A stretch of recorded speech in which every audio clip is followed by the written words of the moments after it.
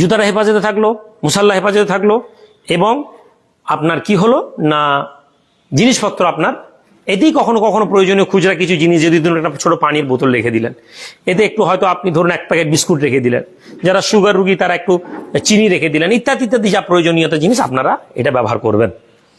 আর কিছু আচ্ছা আমি ওর পরে দেখাচ্ছি। একটা এয়ারপোর্টে এই কার্ড আপনারা আপনাদের গলায় ঝুলিয়ে নেবেন। অনেক লোক একটু পাকামি করে, যেমন আমি আমার ব্যাপারে বলি, আমি যখন প্রথম প্রথম থাকতাম আমি কোনো ডকুমেন্টস ক্যারি করতাম না।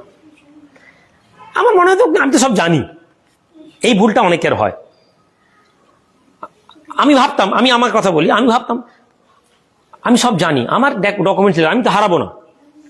কিন্তু হুজুর কেবলা আমাকে বারবার বলতেন তুমি ডকুমেন্টস বহন করেনি, উনি রাখতেন পকেটে রাখতেন, হাতে যখন হজের দেবে আমি করতাম না।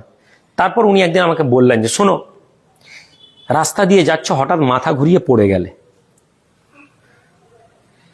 তোমাকে কেউ চিনে না, হাজার হাজার নয় লাখ লাখ লোক সঙ্গে থাকবে, তাহলে তুমি তোমার কাছে যদি এই জিনিসটা ক্যারি না করো তাহলে তারা বুঝবে কি করে, তোমার আইডেন্টিটিটা কি করে। এমন হয়েছে ডকুমেন্টস বহন করেনি, মারা গেছে, 12-13 দিন পরে ফিরে চলে এসছে, তারপরে লাশ সরকার জানিয়েছে, 5 দিন 7 দিন, এখন অনেক আপডেট প্রসেস হয়ে গেছে, ফলে এখন হয়তো তাড়াতাড়ি জেনে যায়। কিন্তু এই জন্য আপনি অনেক জানেন, এই স্মার্টনেস না দেখিয়ে এই ডকুমেন্টস আপনারা প্রত্যেকে পকেটে ক্যারি করবেন। কেননা বিশেষ করে যারা মেয়ে ছেলে আছেন তাদেরকেও দিবেন।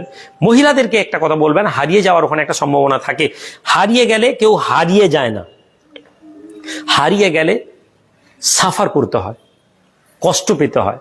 আর এই কষ্ট আল্লাহ না করুক, আমি চাই না আমরা কেউ পাই, কিন্তু যদি আপনি সাবধান না হন, আপনার তকদিরে কষ্ট আছে আপনি পাবেন, কিন্তু আপনি সাবধান না হয়ে যদি আপনি নিজেকে অনেক বেশি বুঝেন, এটা ভেবে যদি সিস্টেম ফলো না করেন, আপনি যখন সাফার হবেন আপনি দেখবেন যে লোকটা এয়ারপোর্টে আপনাকে 1 কাপ চা খাইয়েছে ওই লোকও আপনার সাথে যাবে না।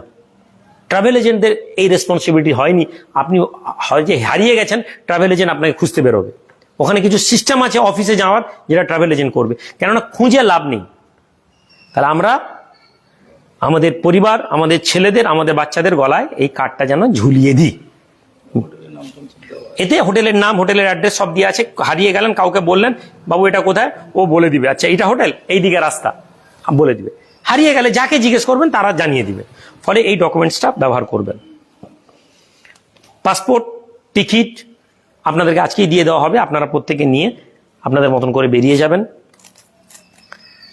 পরিশেষে আবার আপনাদেরকে বলি, ওমরা ওখানে আমাদের লোক থাকবে, সঙ্গে নিয়ে গিয়ে 24 তারিখ যারা করছেন তারা ওমরা 24 তারিখ করে নেবেন। 25 তারিখ আমি ইনশাল্লাহ থাকবো, আমি আমার সাথে যারা যাচ্ছেন ওমরাটা করিয়ে নিব। এবং আল্লাহর ওয়াস্তে ঝগড়া করবেন না। এহরাম শুধু নয়, এহরামের পরও আল্লাহর ঘরের মেহমান, ওয়ালা রাফাসা ওয়ালা ফুসুকা ওয়ালা জিদালা, এই 3টা জিনিসকে গুরুত্ব দিবেন। ফাহেসাত, নোংরামি, চোখের খেয়ানত, এখন আরো অনেক পরিবর্তন হয়ে গেছে। আগে চোখের খেয়ানত ছেড়ে দিন, মানুষ কোনো খারাপ কথা ভাবতে পারতো না, কিন্তু আজ তারা কোথাও না কোথাও বেহায়াপনকে, কোথাও না কোথাও অশ্লীলতাকে হাজির করাচ্ছে। তার হিসাব তারা বুঝবে, আমরা বলবো না, কিন্তু আমরা আমাদের চোখ, কান, আমাদের চিন্তা ভাবনা থেকে যেন আমরা পাক থাকার চেষ্টা করি। আমাদের সাথে মাসাল্লাহ ফুরফা দরবার শরীফ থেকে অনেক 2-1 পীরজাদা যাচ্ছেন, তার মধ্যে খাস করে আমাদের এবারে গাইড থাকবেন জানাব পীরজাদা তাহাবিব সিদ্দিকী ভাই সাহেব, উনিও থাকবেন। ফলে আমাদের কোনো মাসলা মাসাইলের কোনো সমস্যা হলে, কোনো প্রশ্ন থাকলে আমরা কি করব না, আমরা আলাপ আলোচনা করে সমাধান করে নেব।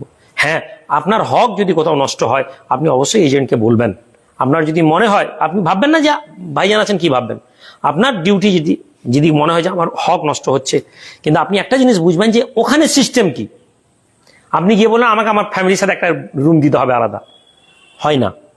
পৃথিবীতে একমাত্র মক্কা এবং মদিনা শহর দুটো, মক্কা শরীফ এবং মদিনা শরীফ দুটো শহর যেখানে বেড ভাড়া পাওয়া যায়, রুম না। এটা আমরা অনেকেই জানি না, বেড ভাড়া পাওয়া যায়। আপনি কি মনে, তাহলে আরো ওখানে কিছু সফর আছে যেগুলো আমি আপনাদের সাথে আলোচনা করে আপনাদেরকে জানাবো। আপনাদের কারো যদি কিছু প্রশ্ন থাকে তাহলে আমরা আলোচনা করবো। এছাড়া আমাদের একটা করে দেখি একটা ব্যাগ একটা খুলে দেন, বাহ মাশাআল্লাহ, এইরকম করে নাম লিখে দিয়েছেন, বাহ বাহ, ভেরি গুড।